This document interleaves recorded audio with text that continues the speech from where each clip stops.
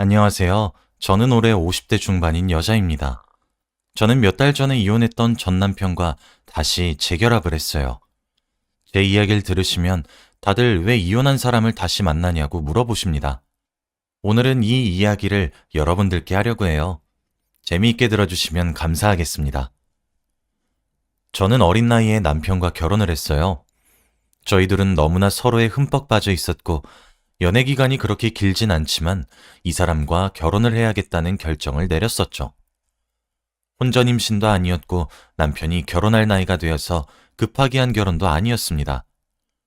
단순히 저희 둘이 너무 사랑해서 순수한 마음에 결혼을 하기로 결심한 거예요. 그때 제 친구들은 다 대학교를 다니고 있었고 연애를 하느라 바빴는데 저는 오빠와 같이 결혼 준비를 하느라 바빴습니다. 오빠는 대학교도 명문대를 졸업했고 취업도 좋은 회사에 있었어요. 그런데 저는 지방에 있는 국립대에 다니고 있는 중이었죠. 저 같은 사람이 오빠와 결혼을 한다고 하면 오빠네 부모님께서 좋아하지 않으실까봐 많이 걱정이 되었습니다. 인사를 드리러 가기 전에 엄청나게 많이 걱정되었어요. 혹시라도 반대를 하시면 어떡하지? 하면서 말이죠. 오빠 말을 들어보면 오빠네 어머니는 그럴 사람이 아니래요. 무조건 좋아하실 거라고 인사하러 갔을 때부터 이미 며느리라고 부를 수도 있다고 했습니다. 저는 오빠의 말만 믿고 정식으로 인사를 드리러 갔죠. 그런데 생과계로 오빠네 어머니는 저를 굉장히 좋아하지 않으셨습니다. 제가 올 때부터 반겨주시지도 않으셨고 식사도 준비해주시지 않으셨거든요. 저와 오빠는 많이 당황하긴 했지만 그래도 꼭 밥을 먹어야 하는 건 아니니까 간단히 앉아서 이야기만 하고 가려고 했죠. 그런데 어머니는 저와 이야기를 나누기 싫어하시는 것처럼 보였습니다. 나이가 그렇게 어린데 왜 굳이 우리 아들이랑 결혼을 하려고 하는 거니? 내가 우리 남편 하늘나라로 가고 갓난애기였던 우리 아들을 혼자서 어떻게 키운 줄 아니? 우리 때는 여자 혼자서 아들 하나 키우는 게 얼마나 힘들었는데. 난 우리 아들 이렇게 번듯하게 자란 것만으로도 너무 자랑스럽다, 얘. 근데 넌 지금 대학생이라며? 그리고 학교도 지방이고. 근데 우리 아들이랑 결혼을 하겠다고? 도대체 우리 아들 된 꼴을 얼마나 빼먹겠다는 거야? 어머니는 말씀을 하시다가 화를 주체하지 못하셨고, 저는 한순간에 혼나는 입장이 되고 말았습니다. 저도 모르게 죄인이 된 기분이었고, 오빠는 어머니를 말리고 계셨죠. 저는 그때부터 오빠와의 결혼은 못할 것이라고 생각했어요. 상황이 대충 정리되고 오빠가 잠시 화장실을 다녀오겠다고 했습니다. 그리고 거실에는 저와 어머니만 남겨져 있었죠.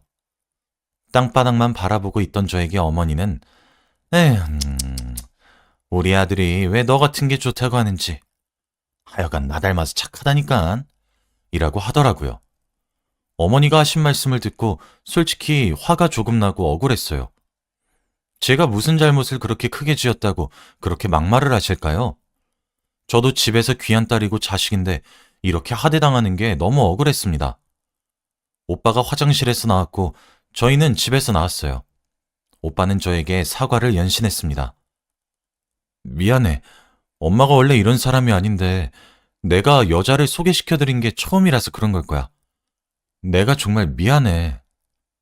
오빠, 괜찮아. 우리 결혼 그냥 없던 일로 하자. 오빠는 제 이야기를 듣고 깜짝 놀라 했고 저는 담담하게 받아들였어요. 결혼을 하고 저런 시어머니와 산다면 정말 힘들 것 같더라고요. 오빠의 어머니는 외동아들을 남편 없이 홀로 키우신 거에 대해 자부심이 너무 강하셨어요. 저는 제 주제를 파악했고 오빠와 연애만 하던지 아니면 관계를 끝내려고 했습니다. 그런데 오빠가 저한테 매달렸어요. 제가 결혼을 안 할 생각을 하니까 자기한테 기회를 달라고 하면서 말이죠. 결혼하면 절대 자기 어머니 안 보고 살아도 되니까 결혼해주면 안 되냐고 했습니다. 세상에 여자는 저밖에 없다고 하면서 말이죠. 저도 오빠가 싫어서 결혼을 하지 않겠다고 결정한 게 아니에요. 어머니가 저에게 하셨던 말들이 너무 충격적이고 상처가 되어서 그렇게 정한 거죠. 그런데 오빠가 먼저 시어머니를 보고 살지 않아도 괜찮다는 말을 해주어서 조금 흔들렸습니다. 결국 오빠의 몇 개월간의 끈질긴 설득 끝에 우리는 시어머니의 반대를 뚫고 결혼을 하기로 했죠. 당연히 저희의 결혼 소식을 듣고 노발대발하셨습니다. 어른 말을 아주 우습게 한다고 말이죠. 저를 절대로 평생 며느리로 인정 안 하시겠다고 선언하셨습니다. 그래도 저는 상관없었어요. 오빠만 있었으면 됐었거든요. 저는 20대 초반에 20대 후반인 오빠와 결혼을 하게 되었습니다. 오빠는 저한테 자신과 결혼해줘서 고맙다며 제가 하고 싶은 결혼식을 올리라고 했어요. 비용은 신경 쓰지 말고요. 저는 주위에 정말 가까운 사람들만 초대해서 작게 결혼식을 올리고 싶었고, 오빠는 정말 그렇게 해주었어요. 웨딩드레스도 제가 입고 싶은 것을 입었죠. 그런데 다 예쁘다고 마음에 든다고 했는데 딱 한 사람만 심술을 부렸습니다. 바로 시어머니죠. 웨딩드레스가 너무 파였다. 왜 결혼식을 작게 올리냐. 너 돈 없어서 그런 거 아니냐 등등 막말만 뱉으셨거든요. 그런데 시간이 지날수록 조금씩 단련된 것 같아요. 한 귀로 듣고 한 귀로 흘리는 방법을 터득했거든요. 아무튼 저와 오빠는 결혼식을 만족스럽게 올렸고 신혼여행을 갔다 온 후 진정한 결혼 생활을 시작했습니다. 오빠는 저를 생각해서 조금 더 대출을 많이 받아서 집을 구했어요. 제가 시어머니와 같이 산다면 힘들어할 것을 알았나 봐요. 저는 너무 감동받았지만 시어머니는 당연히 싫어하셨죠. 저한테 아들을 뺏어간 계집애라고 했습니다. 그렇게 저는 시어머니 집에 자주 왕래하지 않았고 행복한 결혼 생활을 보냈어요. 역시 신혼생활이 제일 행복했습니다. 그런데 이 행복도 얼마 가지 못했어요. 시어머니는 혼자 집에 계시는 게 적적하셨는지 틈만 나면 저희 신혼집으로 오셨거든요. 새벽부터 오셔가지고 제가 남편 아침밥 차리는 것을 감시하셨고 저녁까지 계셨다가 저녁밥을 뭘 차리는지도 확인하셨죠. 그리고 남편이 퇴근하기 전에 잽싸게 집으로 돌아갔습니다.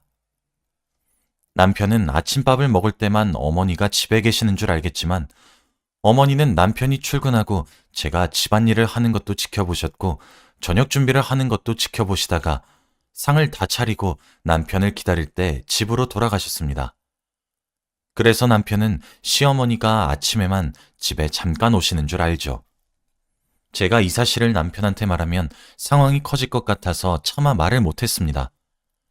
그리고 어머니가 당연히 감시를 하면서 아무 말도 안 하실 리가 없죠. 뭐 하나 조금이라도 잘못하면 구박을 하셨습니다. 너 집에서 이렇게 배웠니? 가정교육을 도대체 어떻게 배웠길래 이래? 이렇게 만든 음식을 우리 귀한 아들 입에 넣는다고? 옆에서 쏘아붙이시면서 말을 하니까 너무 스트레스를 받더군요. 제가 알아서 한다고 해도 어머니는 아랑곳하지 않으셨습니다. 남편은 제가 해준 음식 맛있다고 잘만 먹는데 말이죠. 하지만 시어머니의 괴롭힘은 이걸로 끝이 아닙니다. 시어머니는 저한테 쓴소리를 한 번도 안 한 적이 없으세요. 그런데 말로만 하면 몰라요. 손까지 올라가셨습니다. 제가 마음에 들지 않는 행동을 하면 저를 찰싹찰싹 때리셨죠. 제가 아침밥을 먹고 점심 먹기 전에 집안일을 한다고 청소기를 돌리고 이제 걸레질을 하려고 했어요. 그런데 요즘 시대가 좋아져서 편하게 걸레질을 할 수 있는 기계가 있거든요.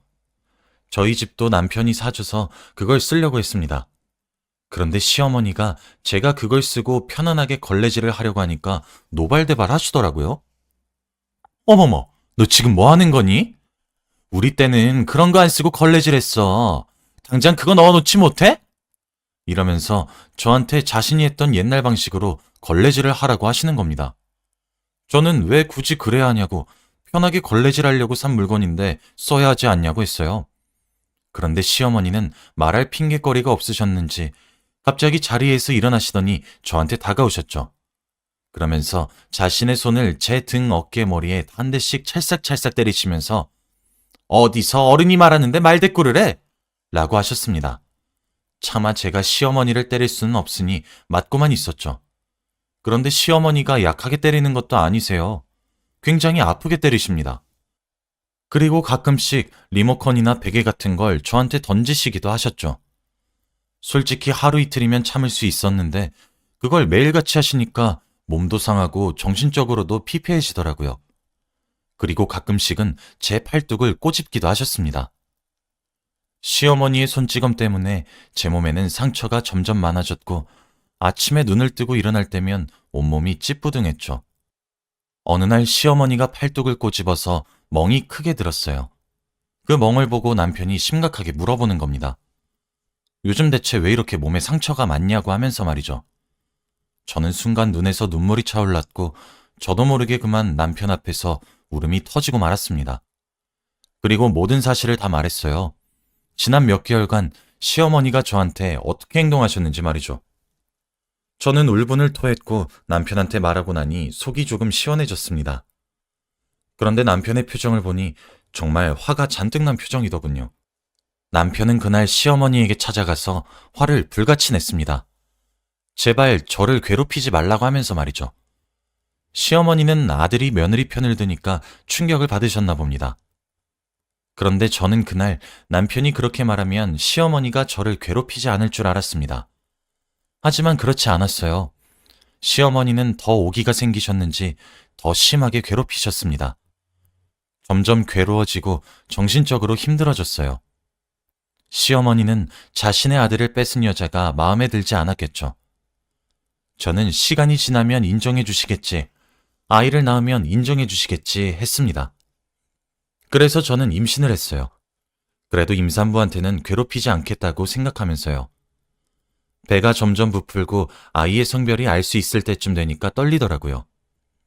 시어머니는 당연히 아들을 원하셨습니다. 저한테 아들 아니면 다 필요 없다고 하셨죠. 그래서 저도 나름 아들을 낳으면 어머니가 저를 며느리 취급해 주실 줄 알았어요. 다행히도 저는 아들을 임신했었습니다. 의사 선생님께서 저에게 축하드립니다, 왕자님이네요 라고 했을 때 얼마나 감격스러웠는지 몰라요.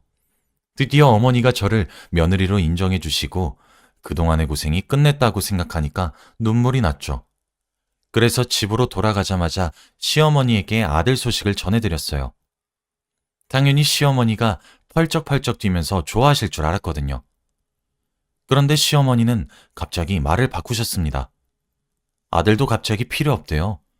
시어머니는 자신의 손자가 제 몸에서 태어난 걸 싫어하셨습니다. 제 피가 조금이라도 섞인 사람을 손주로 인정하기 싫대요. 그 말을 듣고 정말 충격을 많이 받았어요. 그리고 시어머니와 관계가 나아질 수는 없겠다고 생각했죠. 어머니는 그냥 저라는 사람 자체를 싫어하신 거였습니다. 아들을 가져도 시어머니는 저를 며느리로 인정해 주시지 않았죠. 제가 출산을 하고 산후조리원을 나갈 때까지도 시어머니는 한 번도 아기를 보러 오시지 않으셨습니다. 어린 아들을 보는데 정말 눈물이 뚝뚝 흐르더라고요. 할머니한테 사랑 하나 받지 못하고 탄생을 축복받지 못했잖아요. 우리 아들이 너무 불쌍했고 미안했습니다. 제가 집에 돌아와서 육아를 할 때도 시어머니의 괴롭힘은 멈추지 않았습니다. 아무리 남편이 말려도 아랑곳하지 않으셨죠. 저는 결국 갖은 구박과 멸시를 견디지 못하고 술에 의존하기 시작했어요. 신생아 아기를 기르는 엄마가 하면 안 되는 짓이지만 저는 제정신으로는 도저히 살아갈 수 없었습니다. 그리고 남편도 이런 제 모습을 보고 너무 안타까워했고요. 육아는 남편이 했고 시어머니는 자신의 아들이 육아를 하는 것을 보고 저를 더 괴롭혔죠. 괴롭힘의 정도는 정말 심해졌고 저는 밤마다 눈물로 남편에게 제발 저를 놔달라고 빌었어요. 제가 갈수록 피폐해져 가고 말라가니까 남편은 결국 마지못해 저를 놓아주었습니다. 저는 도저히 그 집에서 어머니의 괴롭힘을 견딜 수 없었어요. 남편도 정말 미안하다고 했습니다. 그런데 시어머니는 나갈 땐 나가더라도 아들은 놓고 가라고 하더라고요. 그럼 이혼 안 해준다고 하면서 말이죠. 언제는 아들이 싫다고 하셨으면서 이제 와서 그렇게 말씀하시니까 조금 어이가 없긴 하더군요. 그래도 제가 선택할 수 있는 게 있나요? 저는 이혼을 간절히 원했고 그 집에서 나가는 게 목표였기 때문에 아들한텐 너무 미안했지만 결국 저 혼자 그 집에서 나왔습니다. 그리고 저는 친정집에 들어가서 살았어요. 부모님은 저를 보고 잘했다고 해주셨습니다. 확실히 이혼을 하고 시어머니와 만나지 않으니까 삶이 달라지더라고요. 술도 끊었고 다시 일상생활을 열심히 살았습니다. 일도 다시 시작했고 말이죠. 그리고 양육비도 꼬박꼬박 잘 보냈습니다. 그렇게 한 몇 년을 살았던 것 같아요. 그동안 2주에 한 번씩은 꼭 가족 셋이서 만나서 식사도 하고 영화도 보고 했어요. 당연히 시어머니는 좋아하지 않으셨지만요. 그래도 어차피 남남 사이니 신경 쓰지 않으려고 했습니다. 아들은 점점 커서 성인이 되어가는 중이었고 저와 전 남편도 점점 나이가 들어서 늙어가고 있었죠. 그만큼 시어머니도 예전과 달라지셨습니다. 어느 날 새벽에 문자 한 통이 오더라고요. 바로 시어머니의 부고 소식이었습니다. 장례식장 주소가 쓰여져 있었죠. 왠지 모르게 기분이 싱숭생숭하더라고요. 기쁘지도 슬프지도 않았습니다. 저는 옷을 갈아입고 장례식장으로 갔어요. 그런데 거기서 전 남편을 보는데 많이 힘들어하는 겁니다. 눈에는 초점이 없었고 한 끼도 안 먹은 것처럼 보였죠. 솔직히 이혼은 했지만 아직 그 남자를 사랑하고 있었던 것 같네요. 그래서 많이 걱정이 되었습니다. 저는 절을 하고 전 남편과 함께 이야기를 나누었어요. 그리고 밥도 먹이고 힘내라고 했습니다. 저는 집으로 돌아가서 과거의 일을 떠올렸어요. 저를 심하게 괴롭히던 시어머니가 갑자기 돌아가셨다고 하니까 안 믿겼거든요. 그리고 저는 금방 일상생활로 돌아올 수 있었습니다. 전 남편이 걱정되긴 했는데 이미 끝난 사이이고 연락을 하는 건 선 넘는 행동인 것 같아서 하지 않고 있었어요. 그런데 며칠 뒤 전 남편에게서 전화가 오더라고요. 잠깐 만나자고 하면서 말이죠. 그렇게 저와 전 남편은 저희 집 근처 놀이터에서 만나 이야기를 나누었습니다. 그런데 전 남편이 하는 말을 듣고 많이 놀랐어요. 그 사람이 저한테 다시 재결합을 하자고 했거든요. 이제 저 괴롭히는 시어머니도 없으니 다시 합치자고 하는데 솔직히 기분이 좋았습니다. 저는 아직 그 사람을 많이 좋아하고 있었거든요. 남편도 아직 저를 잊지 못했다고 했습니다. 저도 남편도 서로 아직 사랑하고 아들한테 안정적인 가족이 있는 게 나을 것 같아서 다시 시작하기로 했어요. 아들한테 이 소식을 말해주니 굉장히 좋아하더라고요. 아들은 그동안 성인이 되었습니다. 저희도 그만큼 나이가 많이 들었고요. 그렇게 몇십 년 만에 셋이서 한 지붕 아래에서 살게 되었어요. 정말 행복한 거 있죠? 따뜻한 가족의 품으로 들어오니까 너무 행복했습니다. 그렇게 한 몇 년을 살았던 것 같아요. 그동안 아들은 취직도 하고 여자친구도 사귀었고 저와 남편도 어색함 없이 신혼부부처럼 생활했습니다. 그런데 어느 날 아들이 좋은 소식을 들고 왔어요. 바로 결혼을 한다고 했습니다. 아들과 연애한 지는 몇 년이나 되었다고 하는데 이제 결혼할 시기가 되어서 결혼식을 올리고 싶대요.